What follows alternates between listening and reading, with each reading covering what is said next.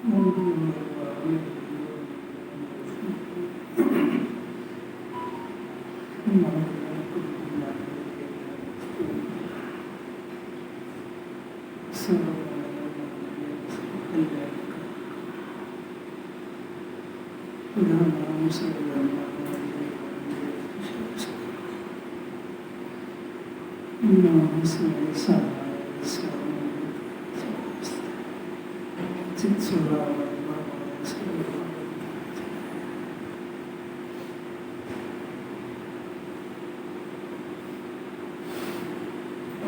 पर्याय का निर्णय करते हुए जब दृष्टि जब ऊपर जाती है तब क्रमबद्ध पर्याय का निर्णय होता है। पर्याय के क्रम के सामने देखने से क्रमबद्ध का सच्चा निर्णय नहीं हो सकता। श्री षट्खंडागम रचिता आचार्य देव विष्णुदत्त और भूतबली भगवंत को कोटि कोटि वंदन। इस ग्रंथ की रचना विक्रम की दूसरी शताब्दी में हुई है, ऐसा विद्वानों का मत है।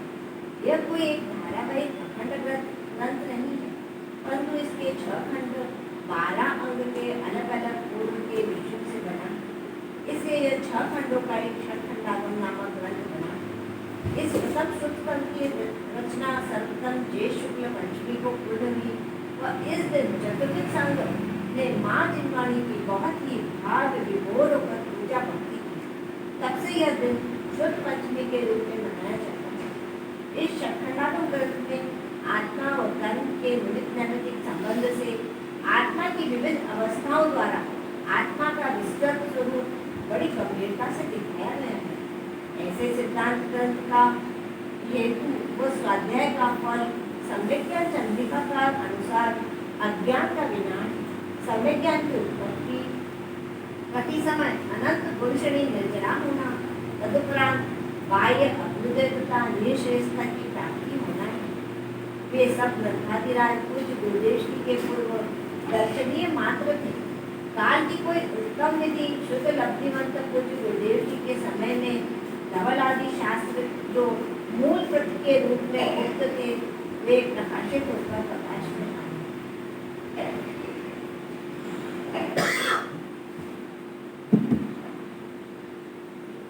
मुमुक्षु का सबसे बड़ा त्योहार है। षट्खंडागम की जो रचना हुई महावीर भगवान के 683 वर्ष तक लिखित में कोई नहीं चलता था। इसीलिए दीर्घध्वनि लेते थे, गांधार झेलते थे, वो ट्रांसफर कर देते थे। अब वो जो धरसेनाचार्य हुए बहुत विद्वान थे, ज्ञानी थे, उनको दिखा ऐसा अपने ज्ञान में कि पंचम काल के अंदर जीवों के निकृष्ट तो परिणाम होंगे और कषाय की तीव्रता होगी। ऐसा युग चल रहा है पंचम काल के। तो उनको दिखा कि भाई ये जो शुद्ध है अभी पंचम काल के अंत तक रहेगा कैसे, कैसा विकल्प आया। भावलिंगी संत मोक्ष जाने वाले उनको भी ये विकल्प आया कि ये जिनवाणी है, ये पंचम काल के अंत तक जीवों को कैसे उपलब्ध होगी, मुक्ति का मार्ग कैसे लोग प्राप्त करेंगे, ऐसा विकल्प आया।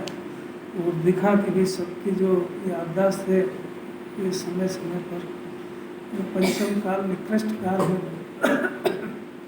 पंचम काल में सम्यक सहित कोई पैदा ही नहीं होता है, ऐसा खराब काल है। और पंचम काल में पैदा हुआ जीव शायिक सम्यक भी प्राप्त नहीं कर सकता। पंचम काल में पैदा हुआ जीव केवल ज्ञान भी प्राप्त नहीं कर सकता है, ऐसा निकृष्ट काल है। इस निकृष्ट काल में अपने जैसे पैदा हुए जिन्होंने बहुत पाप किया है, क्योंकि साक्षात केवल भी नहीं मिलेंगे। साक्षात केवल ज्ञान इसको भी होने की पात्रता नहीं है, शायिक सम्यक प्राप्त नहीं हो सकता है। मिथ्या दृष्टि ही जन्म लेते हैं और जो बहुत निकट भव में बहुत पुरुषार्थ जीव है वो इस काल में भी सम्यक रूपी रत्न को प्राप्त कर लेते हैं। रत्नत्रय तरह ही कई लोगों में जितने भी पंचम काल के आचार्य हैं सारे मिथ्यात्व में पैदा हुए, मिथ्या दर्शन को लेकर के वो सभी लोगों ने यहाँ सम्यक दर्शन और मनी दशा की कितने लिस्ट है, सब आचार्य, ज्ञानी धर्मा काठोड़न जी, बनारसीदास जी, इसी में गुरुदेव भी आए थे मिथ्यात्व लेकर, वो उन्होंने ये काम कर लिया। अब वो जो ऐसा देखा उन्होंने कि बहुत निकृष्ट काल है और ये जिनवाणी चलेगी कैसे, ऐसा विकल्प आ गया उनको। अब प्रश्न ये है कि भाई ऐसा कोई योग्य पात्र जीव भी तो दिखे। तो उन्होंने जो भी है सबको घटना याद है।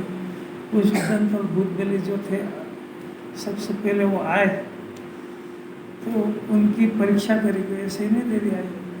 3 दिन तक उनसे बोले ही नहीं, और अपने से कोई बुलाए नहीं बोले तो कैसा रहे।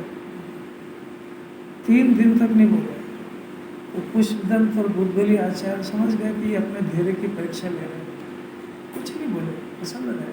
3 दिन उपास भी रहा। आचार्य के पास आए, उनकी परमिशन के बगैर कैसे भोजन कर ले, बोले नहीं, धैर्य की परीक्षा हुई। चौथे दिन उन्होंने बताया कारण, भाई हम आए तो उन्होंने फिर से परीक्षा लेना चाहिए। तो उन्होंने जो है 2 मंत्र दिए कि इसकी साधना करो, करके दिखाओ। फिर गए वो, तो वो 2 मंत्रों में उन्होंने जानबूझकर एक सूत्र में एक मात्रा, एक में बढ़ा दी और एक में कम कर दी। तो मंत्र की सिद्धि में प्राप्त नहीं हुई, तो 2 देवियाँ प्रकट हुई। ये ज्ञान की परीक्षा है। आचार्य जब वो देवियाँ 2, एक गुरु और एक ऐसी प्रकट हुई, तो आचार्य ने समझ लिया कि हमारे ज्ञान की परीक्षा है। तो एकदम उत्तेजित नहीं हुए अपने जैसे, क्या हमारी परीक्षा करते हो, नहीं हुए, इसमें सफल हुए। अब प्रश्न ये है, सुनने की बात है, बहुत समझने की, कि उन्होंने वो जो धरसेनाचार्य ने जो मंत्र दिए थे, उनको सुधारने का अधिकार नहीं था। अब करें क्या, परीक्षा भी है, अगर बगैर सुधारे वहाँ चले जाएंगे तो भी अच्छा नहीं है, तो सुधार लिया।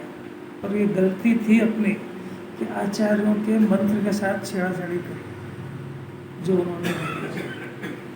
वो जब सही साधना हुई उन्होंने सुधार लिया। और जब सही देवियाँ प्रकट हुई, देवियों ने पूछा हम आपकी क्या सेवा करें, तो हम ही सेवा के लिए आए, हमारी क्या जरूरत है तुम्हारी। स्वर्ग की देवी से वो क्या करें, महाबलधारी आचार्य।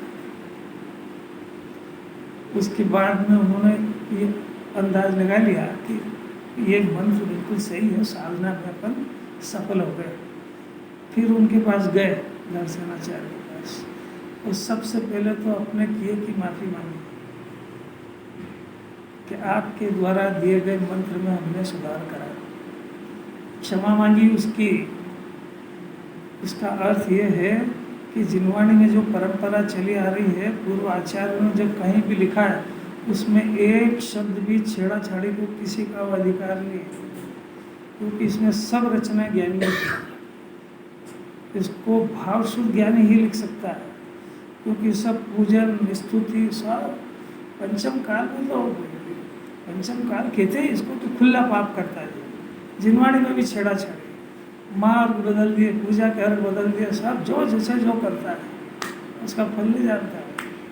वहाँ तो परीक्षा दी होती है, उन्होंने माफ़ी मांगी उनसे, क्योंकि वहाँ यहाँ पे आपने जो छेड़ाछाड़ी कर दी, तो आने वाला जीव वो मंद बुद्धि है, वो उसको वैसा ही मान लेगा और आप उसमें निमित्त बनोगे भटकने में, क्योंकि उसके पास इतनी बुद्धि नहीं को सुधार ले। जो लिखा गया उसको। तो इस जिनवाणी को पढ़ने का अधिकार है, समझने का अधिकार है, छेड़ाछाड़ी का अधिकार नहीं है। एक शब्द भी गुरुदेव ने 45 वर्ष तक एक शब्द नहीं लिखा है, केवल प्रवचन करे। और आज बुद्धि है नहीं किसी के पास, जिसकी इच्छा है वो मार्ग बदल देगा, जिसकी इच्छा अर्घ बदल देगा, जिसकी इच्छा पूजा बदल देगा, जो जैसे जो करता है, कोई कहने वाले नहीं। भगवान की वाणी में जो अपमान होगा उसका डर ही नहीं है उसको। ये पंचम काल की चिन्ह है, क्योंकि सब वो जो लिखा हुआ है वो भावशुद्ध ज्ञान की ताकत है। जिनवाणी के ऊपर बोलना वो मोक्ष का मार्ग है, और वो जो लिखित में हो गया वो रिकॉर्ड हो गया, और रिकॉर्ड होने से वो परंपरा चल जाएगी। वैसे वो अज का अर्थ बकरा होता है, चल गई ना परंपरा, इसलिए इसको छेड़ाछाड़ी नहीं करना चाहिए।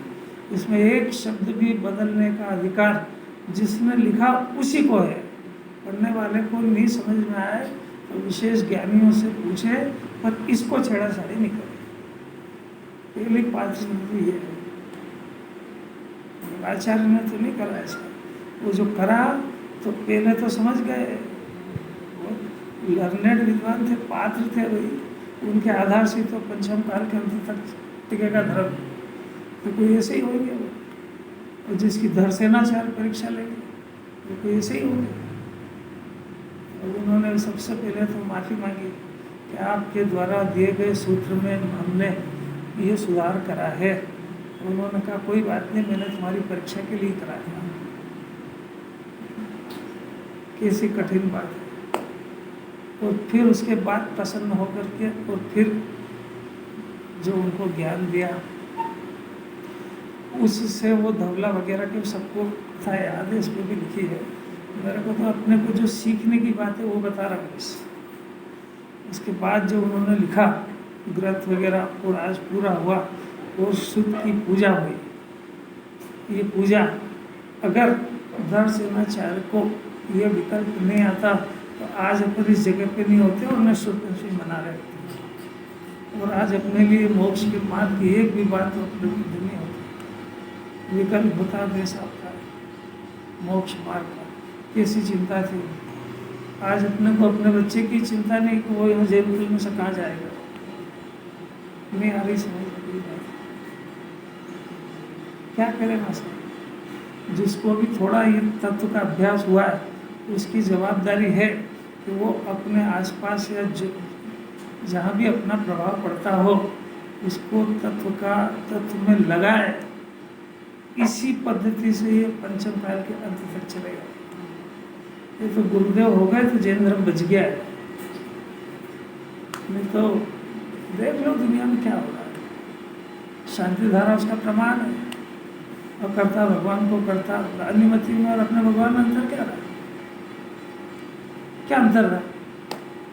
वो उनके देवता को करता मानते हैं, ये इनको मानता है। वो वहाँ पानी ढोलते हैं, ये पानी ढोलता है। पानी ढोलना वो धर्म मानते हैं, यहाँ धर्म मानता है। ये धर्म थोड़ी कोई तो प्रतिमा का प्रक्षालन है, सफाई रहे, अपने परमात्मा है, इससे ज़्यादा कोई प्रयोजन नहीं, उससे धर्म नहीं होता। इसी बात अब जो उन्होंने लिखा, लिखने पर प्रसन्नता हो, शुद्ध देवता की पूजा करी, क्योंकि यही आगमन चलेगा। इसके बाद तो अभी पहला शुद्ध स्कंद महावीर भगवान के बाद जो रचना हुई तो उन्होंने सबसे पहले कर्णानि योग के ग्रंथ लिखे। अब कर्णानि योग के ग्रंथ ये व्यवहार के ग्रंथ हैं। इसमें कर्म की तरफ से आत्मा को बताया, कर्म में और आत्मा में, जीव के राग में और कर्म में निमित्त नैमित्तिक संबंध, इसको बताने वाले सब कर्णानि योग के ग्रंथ, उनकी रचना करी। अब आचार्य ने सोचा नहीं इस बात का, सोचा क्या विकल्प है तो कौन सा आ जाए। जब उनके बाद में कुंकुंदाचार्य हुए, द्वितीय शुद्ध स्कंद की रचना कुंकुंदाचार्य, और उनको भी विकल्प आया तो ग्रंथ लिखे, क्योंकि छठे और सातवें गुण स्थान वाले होते हैं सब मुनिराज। तो छठे गुण स्थान में कुछ तो चाहिए ना, आत्मा में नहीं जाए तो अपना घर गृहस्थ को याद करे। तो यही एक विकल्प आया कि सब जीवों को मोक्ष का मार्ग मिलना चाहिए, सब जीवों को यह आत्मा भगवान है ऐसा पता लगना चाहिए, नहीं तो ये तो भटकेगा। अपने भगवान नहीं मिलेंगे तो दूसरे भगवान को मानेगा, और इसको जो अनुकूलता वगैरह चाहिए तो वो भी किसके पास जाए, तो भगवान ने दिखते जाकर के उनसे मांगेगा, और वो जगत का ऐसा स्वरूप है नहीं, कैसे उनको करुणा का परिणाम आया। अब बात यह है कि अगर कुंकुंदाचार्य को मन में एक बात हुई कि भाई ये जो कर्णानि योग के ग्रंथ लिखे गए हैं ये तो जिन्हें भगवान की वाणी है, पर इससे ये आने वाला जो काल है, इसमें ये जीव इस व्यवहार में से निश्चय को नहीं निकाल पाएगा, क्योंकि वो जो कर्णानी योग के जो ग्रंथ है वो सम्यक ज्ञान का विषय है। वो सम्यक ज्ञान सम्यक दर्शन के पहले नहीं होता है। इतनी गंभीर सोच थी, तो उन्होंने कहा कि भाई ये आचार्यों ने तो उसको कर्म की तरफ से आत्मा बताया, तो ये तो बहुत कठिन पड़ेगा उसको। तो कुंदाचार्य को ऐसा विकल्प आया कि अपन शुद्ध आत्मा को पहले बता, जिसके आश्रय से मुक्ति होती है। कर्णानी योग में से आत्मा को निकालना बहुत मुश्किल बात है, क्योंकि वो सम्यक ज्ञान का विषय है। इसके पास मिथ्या ज्ञान है, तो मिथ्या ज्ञान में से सम्यक ज्ञान कैसे करेगा? और सम्यक ज्ञान सम्यक दर्शन पूर्वक होता है, तो पहले सम्यक दर्शन होना चाहिए। होते तो ही साथ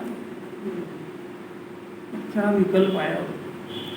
तो उन्होंने पंच परमागम में कुछ नहीं, शुद्धात्मा भगवान है, कर्म से बनते ही नहीं, यहाँ से शुद्धात्मा का निर्णय। अपना महाभाग्य था कि उनको ये द्रव्यानुयोग को लिखने का विकल्प आया। आचार्य थे, कोई जबरदस्ती के से बंधे तो है नहीं कि कुछ लिखे, कर्णानी योग पे लिख देते। उसकी टीका भी लिखी उन्होंने, धवला वगैरह की भी कुंदाचार्य ने टीका लिखी, अवेलेबल बनी भी। दूसरे किसी आचार्य को चरणानी योग का लिखने का विकल्प आया, किसी को प्रथमानी योग का विकल्प आया। तो ये विकल्प कोई जरूरी तो नहीं है। और घर के अंदर थाली में 36 तरह के पकवान, कोई जरूरी तो नहीं है कि सब एक ही जने को बस एक पकवान को पसंद करें। सबकी चॉइस अलग अलग है, अनुयोग तो चार ही है। उनको कुंदाचार्य को ये विकल्प आ गया, तो उनका ये विकल्प सारे जगत को निहाल कर गया है। ये पंचम काल के अंत तक ये धर्म यदि टिक रहा है, तो ये कुंदाचार्य के पंच परमागम से टिकेगा, क्योंकि सम्यक दर्शन होगा तभी तो उसका अर्थ निकालेगा। और गुरुदेव अभी लिखा है ना, गुरुदेव के पहले तक तो दर्शन भी दुर्लभ थे, वो करना नहीं होते। अच्छा, अगर मिल भी जाते तो उसका अर्थ निकालना किसको आता है? पढ़ना थोड़ी आता है उसको। अभी हिंदी में लिखे हुए अपनों को समझ ही नहीं आते हैं, तो वहाँ की प्राकृत भाषा में तो कैसे निकालते? वो जो धवल, उसका मंगलाचरण, नमो रिंताणम, उसका मंगलाचरण, नमो रिंताणम नमो सिद्धाणम, ये धवल ग्रंथ का मंगलाचरण है। और इसको कहते अनादि अनंत है, पर ये इसका मंगलाचरण वीरसेन स्वामी ने लिखा। भाई अनंतों को नमस्कार है तो अनादि से होता है, अपने अपने इष्ट देव को हर कोई नमस्कार करता है, पर लिपिबद्ध वीरसेनाचार्य ने लिखा टीका मंगलाचरण। कैसी कैसी बातें हैं। आज के दिन भी अगर इस जीव को ये बातें पता नहीं लगेगी तो पता लगाएगा किस दिन? और जैनी को पता हो जाए जिस कुल में वो पैदा हुआ है, वो जवाबदारी अपने ऊपर सौंप गए धरोहर। और जो कुंदाचार्य ने लिखा, अब कुंदाचार्य की विशेषता देखो कि उनको एक विकल्प आया सिमंदर भगवान के पास जाने का, और कोई देव की मदद से चले गए वहाँ। तो वो गए थे जब भी छठा सातवां था, आए जब भी छठा सातवां था। वहाँ कोई विशेषता प्राप्त नहीं करेगी। जिन्हें भगवान के दर्शन का भाव हुआ, क्षायिक हो जाए तो क्षायिक हो जाए, नहीं तो कुछ ऐसी वो नहीं थी। और आने के बाद उनने कोई ऐसी प्रशंसा नहीं लोगों को बताई कि मैं विदेह क्षेत्र से आया। उनका कितना गहरी सोच थी कि ऐसा नहीं हो कि जनता जो है भोली है तो दूसरे आचार्यों को प्रमाणित मानना बंद कर दे कि ये तो विदेह क्षेत्र से आए ही नहीं। छठे सातवें गुणस्थान का संबंध विदेह क्षेत्र से बिल्कुल नहीं है। छठे सातवें गुणस्थान का संबंध तो आत्मा में जाने से। चले गए उनके पास, ऐसी कोई था पुण्य का उदय, चले गए वहाँ, उसमें क्या हो। दूसरे आचार्य कितनी लंबी सोच थी। दूसरे आचार्यों ने लिखा है कि वो विदेह क्षेत्र गए थे, हमको शंका नहीं है, तो उनने अपना एडवर्टाइजमेंट नहीं कराया था। यहाँ तो जरा सा फॉरेन हो गया तो लिख दे फॉरेन रिटर्न। ऐसी अद्भुत बातें ऐसे।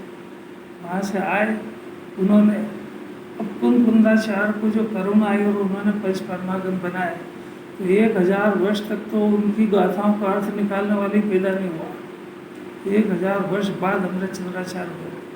उन्हें 1000 वर्ष तक इतनी बुद्धि नहीं आई कि किसी को ग्रंथ नहीं मिले होंगे, ऐसा नहीं, मिले ही होंगे, उनकी गाथाओं का अर्थ नहीं निकाल पाया थे। और अमृतचंद्राचार्य ने जो टीका उनके हृदय को पकड़ा और लिखा संस्कृत में। संस्कृत में कितने लर्नेड थे अमृतचंद्राचार्य, जो उसके भाव को मर्म को पकड़ा लिखा। और उनके 1000 वर्ष बाद गुरुदेव वे जो इसके अर्थ को निकालने वाले। 1000 वर्ष तक ये शास्त्र पढ़े थे, किसी को न पढ़ना आता था और न इसके मर्म को पकड़ना आता था, क्योंकि ये आध्यात्मिक ग्रंथ है और उसमें से सर्वांग में से आध्यात्म को निकालना ये कोई मामूली बात नहीं है। ये भावसुख ज्ञान की कला है। और वो जो गुरुदेव का जन्म हुआ वो भी अपने भाग्य से हुआ, क्योंकि अगर वो नहीं आते तो ये पंचपरमागम का पढ़ना अलग बात है। पढ़ना क्या, बच्चे जैसा पढ़ ले हर कोई। 1000 वर्ष तक किसी ने पढ़ा नहीं होगा ऐसा थोड़ी, और उसमें से शुद्धात्मा को नहीं निकाल पाया कोई। इन सब अपूर्वताओं को समझना कि अपन कितने भाग्यशाली हैं। अब ये इस धरोहर जो कुंदाचार्य ने अमृतचंद्राचार्य को दी, अमृतचंद्राचार्य से गुरुदेव के पास आई और गुरुदेव से कुछ भाग्यशाली जीवों में, जिसमें अपनी भी गिनती है, ये मर्म अपने तक आया। अब ये सही समझना, संभाल के रखना और आगे ट्रांसफर करना। ये धरोहर, वो मकान की रजिस्ट्री वगैरह में कोई दम नहीं है। उस मकान पे तो कई मालिक बन गए उसके। तुम्हारे पहले कोई मालिक था, उसके पहले कोई था, उसके पहले कोई था, तो अनादि की परंपरा है। और इस जन्म के अंदर अगर ये तत्व अपनी क्षमता के अनुसार किसी को नहीं दे पाया तो उससे बड़ा पाप नहीं कुछ भी। समझ में आया? कम से कम अपने घर वालों को ही लगा दो उसमें, ऐसे संस्कार डाल दो कि वो ग्रहित मिथ्यात्व में नहीं फंसे। तो जिनवाणी की कृपा होगी तो नहीं फंसेगा, और अगर कोई ग्रहित में उलझ गया तो अनंत काल से उलझने के रास्ते नहीं होते। दर दर भीख मांगेगा, कैसे जीवन निकालेगा इसमें देख लो। पशुपति कीड़े मकोड़े मच्छर कैसे बन बना रहे, करते हैं बंद करते हैं। ये सबको समझना भी है, बोलना भी है। मैं तो रोज ही बोलता हूँ, मैं क्या बोलूँ इसमें। और इसकी महिमा, सूत्र की रक्षा, सूत्र की रक्षा और सूत्र को आगे ट्रांसफर करना।